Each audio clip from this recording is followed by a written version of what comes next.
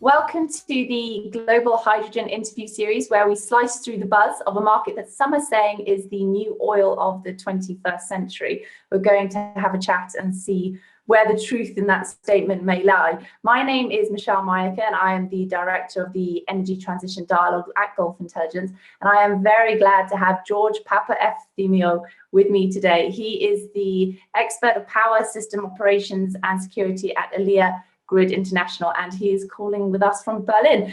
George, how did I do on the pronunciation? Was it okay? It was perfect. I'm very impressed. Thank you very much, and welcome. I'm so glad that you've been able to join us, and we can really get stuck into this conversation. I would like to start with something quite broad, and that is, because I know you've got a lot of very interesting thoughts on this, and I'd love for us to all hear it. How do you see hydrogen being part of the longer term energy mix? Just walk us through your views on that, please. Yeah, thank you very much.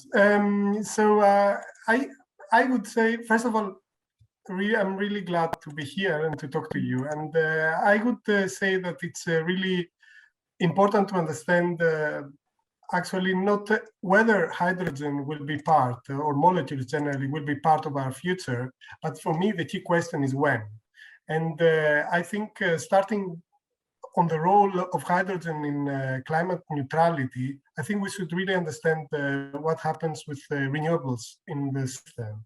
So I see two major streams on the role of hydrogen in general. You can say there will be definitely a demand for molecules, and this is what we see regarding the demand of hydrogen. There is this what we call hard to abate demand that's in Europe already identified, and in several studies we look up to 300 terawatt hours of let's say molecules or hydrogen that is really needed.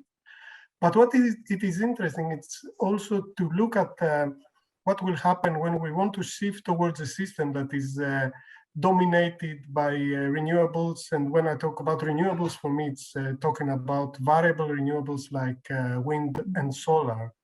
And this is where we come into what I mentioned most of the time, also in my publication, as the flexibility debate. And this is sometimes understood better. What is flexibility is more or less, the mismatch between production and consumption. And it's been a long-running problem, of course. This is something that's been going on.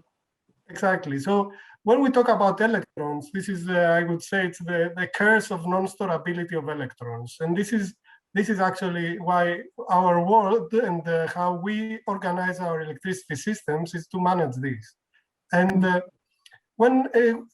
by definition, there is some mismatch between production and consumption. And the more we add renewables to the system, then the key mismatch is between actually when renewables will be producing, because we are not controlling them, and when we are going to consume our electricity. So the question is at which point in time the electrons will be produced, and at which point in space, and at which point in time and space we want to consume them. So it is quite interesting if you start looking at this debate, let's say when we have lower amount of renewables in the system. This looks quite interesting because one can start to think about the debate about batteries, and okay, I will have probably more production of let's say solar during the day, and then I will need to bridge something, to use something in the evening, so you need a battery to shift it some hours. But it's quite interesting to think of the, let's say, long-term scenario. I call it always a scenario of 100% renewables. So when you go to that point, which is quite a long term, isn't it? Because up to 2050, at least, we still have fossil fuels very ingrained into the overall energy mix. So when we're talking 100% renewables, the possibility of that is 2070, 2080. That's the sort of time frame, is it, from your point of view? It is, well, it depends on which level, because you need to understand, especially looking at it from the power system, that actually power system will need to decarbonize other sectors. So by definition, we will need to reach a point where we operate the systems with very high penetration levels in terms of energy. We are at the moment here in the region of that I am working in 50 Hz, we are operating the system with penetration levels that are actually more than 50 and 60%. But what happens actually, if you look at, I say this is a mind game because when you look at this scenario, what happens normally, and we are analyzing such scenarios, is that you see a mismatch that is moving in time. So you have accumulation of or overproduction of electricity from renewables at some point in time and some season, and you have a lack of that in another season. That has to do a lot with also with the way we consume electricity. So it very much comes down to storage and how hydrogen feeds into that storage conversation. And how is that? How does hydrogen fit into that in your longer term view? So exactly. So when you see this longer term, this is actually when molecules comes into the game, because actually storing electrons does not make economic sense because of the scale that we need to use. So we are talking about large scale, large volumes, and large scale in time, shift in time that we need to achieve. And of course, what we are saying always is that you need to look at it in a more broader sense. So for us, we are what we were doing until now, we are building grid to manage this. So what you do is that, okay, I cannot manage my overproduction here. I build the transmission lines, and I can send it to someone that needs this energy, you know. But when we move towards a massive scale of production, then we will reach a point where this is not a solution. And then this overproduction is actually, you need to store it into molecules. And this is where, by definition for me, this is the point that hydrogen comes in. Steps into the picture. Exactly. And of course, it is very important also to understand also that by definition, this overproduction, this has a major effect in the economics of the system. And this is where also the economics of hydrogen will be directly affected. So renewables, they are produced without any cost. So if you have an overproduction of renewables, you practically have, they have no value. So you just, even if you produce more electricity at that point in time from renewables, they will have no value for the system. And this is where you need, this is where I call, this is the value of storability. At that point, this is where you need to be able to store and to keep this and to use it in some other point in time. So is there enough awareness of this with using hydrogen as a storage, means of storage? Obviously, we do hear a lot about the value of hydrogen in the future as a storage mechanism and what can be done, and that the market needs to be developed. But what do you see specifically needing to be done to make this happen, and also to shorten that timeline, because we're talking many decades ahead? So how to make the relevance of hydrogen as a storage method more applicable now in the next 5 to 10 years? Yes, I think what is important is to understand that this time scale is the time scale of renewable integration, I call it. So I think we should look actually at the level of renewables that we want to bring in our systems, and then we will understand directly where how the economics of hydrogen will evolve, of green hydrogen in this sense.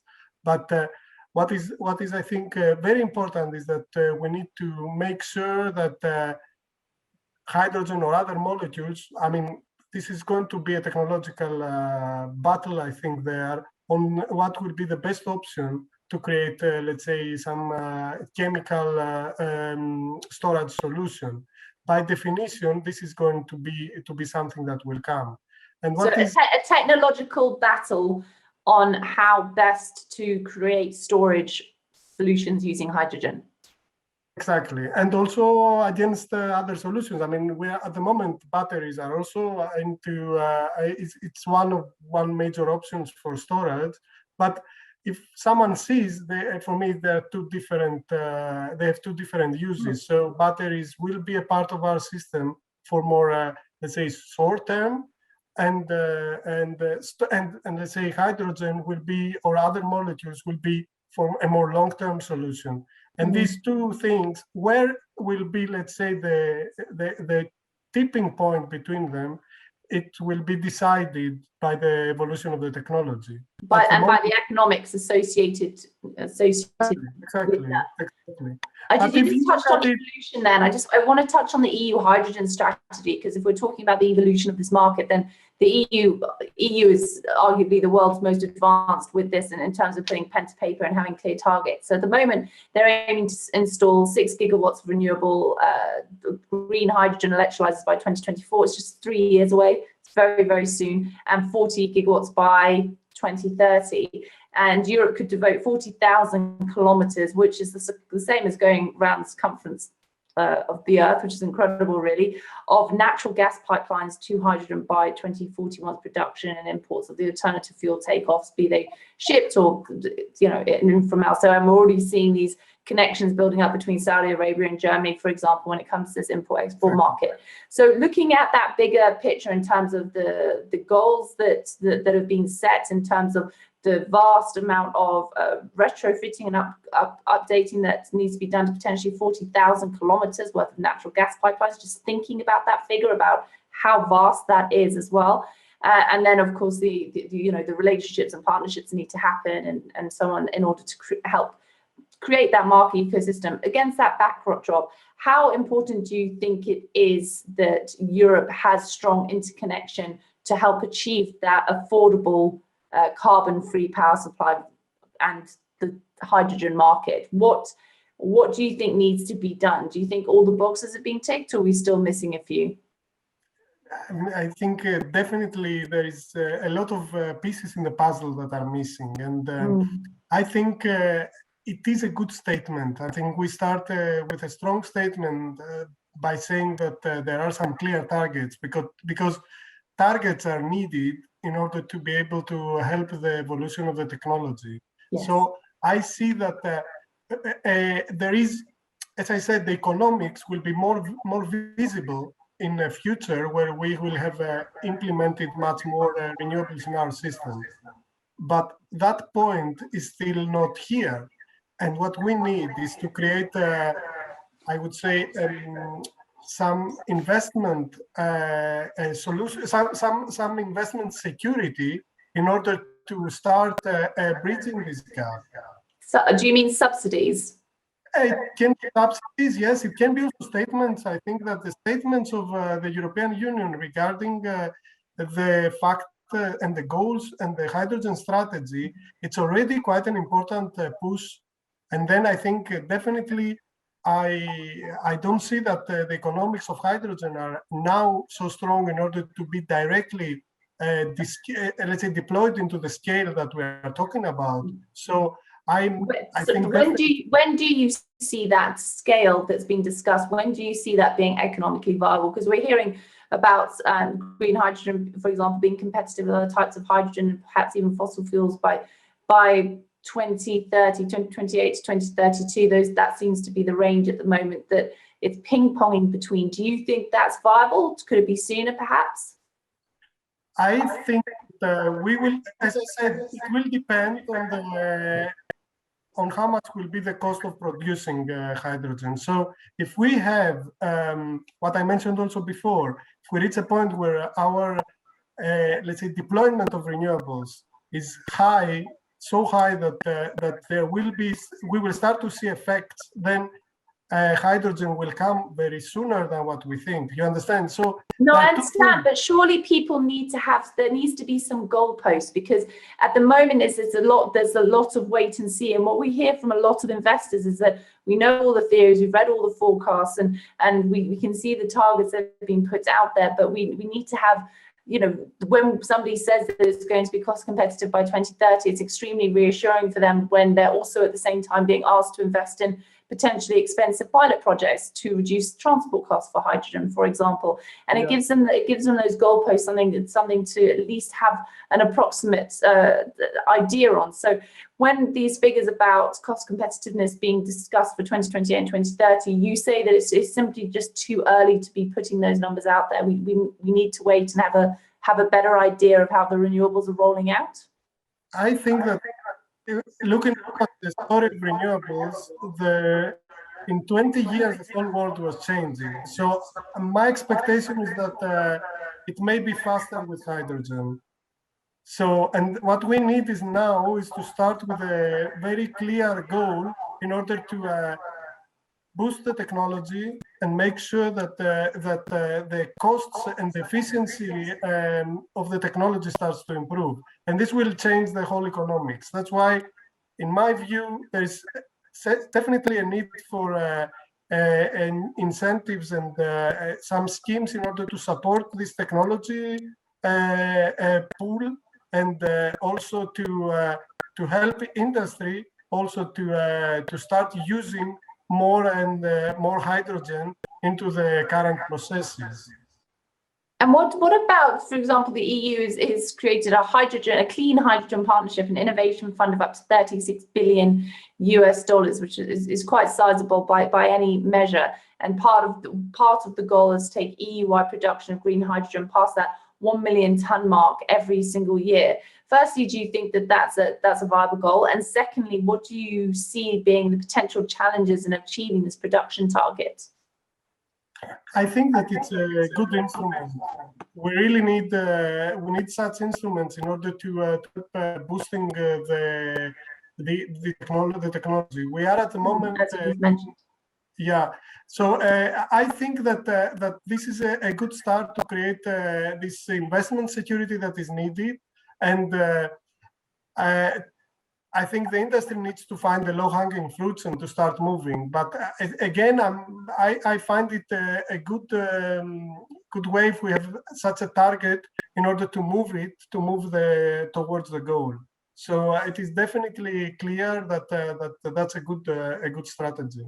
But what challenge do you see in achieving that production target? Does anything stand out for you that thinks actually, that's going to be quite difficult to get around? I think that there is definitely a lot of work that needs to be done on technology level. So I see there are quite some let's say problems, and I think also regarding investment support, that's another point that needs to be solved in order to make sure that we start to reach technologies of scale that can create dropping into the costs. Well, of course, that's a chicken egg situation, isn't it? You need the financial confidence in order to bring that down. When you talk about, because we hear a lot that hydrogen is still considered a high risk investment by quite a lot of entities. It's not quite moved into that for everybody. It's not moved in for everybody for that more mainstream investment. They're not as comfortable with it as they may be with solar or wind investments, for example. In Finland, those are far more tested products, which of course in many ways they are. But you just touched upon the challenges on the technology side. Could you just give us an example, a more detailed example of one or two technology challenges that you think need to be addressed? I think one of the, looking for example on the side of transmission, there is a lot of, I think there will be a technology, let's say, challenge in order to think how we build the hydrogen backbone and how we repurpose our gas grids in order to be able to use hydrogen. This is not, I would say, a one-to-one direct, let's say, change. And I think also another challenge will be on the uses of hydrogen and how this will be, let's say, for which cases and which sectors will need to be to come first in order to increase the demand of hydrogen. And do you agree that those hard to abate sectors will see hydrogen taking, for example, the last 20% of that of the emissions reduction? So if you have the whole renewables picture, hydrogen will account for about 20% of that last push. Is that how you see it as well? I think I see that the hard to abate sectors are definitely the first start, because this is let's say, well-defined demand for hydrogen that is absolutely clear. But of course, the key question is also to see what is the role of green hydrogen in this story, because a lot of the production of hydrogen at the moment is by steam methane reforming and autothermal reforming. And so these are, there's other, let's say, technologies that we need there in order to make, to decarbonize hydrogen. So we've touched on quite a lot. We've touched on the much longer term view of if we had a world of 100% renewables and the role of hydrogen as a storage method then, but also as hydrogen as a storage method sooner, as batteries won't be able to necessarily have us covered over the long term. So hydrogen is a storage solution that needs to be looked at more eagerly. We've talked about the need for greater technological investments into hydrogen, the fact that for some it's still more of a high risk investment side, and we need that chicken and egg balance to strengthen so that they can both progress as well. And of course, that's very much when it comes to pricing, there's still a bit of a black hole, and really we can make all the forecasts we like, but we won't truly know until we see the rollout of renewables and see how those economics work out. So we've covered quite a lot of points in a very short amount of time. So I've just one more question for you before we wrap up. And that is, if you had a wish list and it was just down to you and whatever you wanted to happen for the rest of this year in terms, so 2021, in terms of developing hydrogen as a market, what would you hope the focus could zoom on for the rest of this year?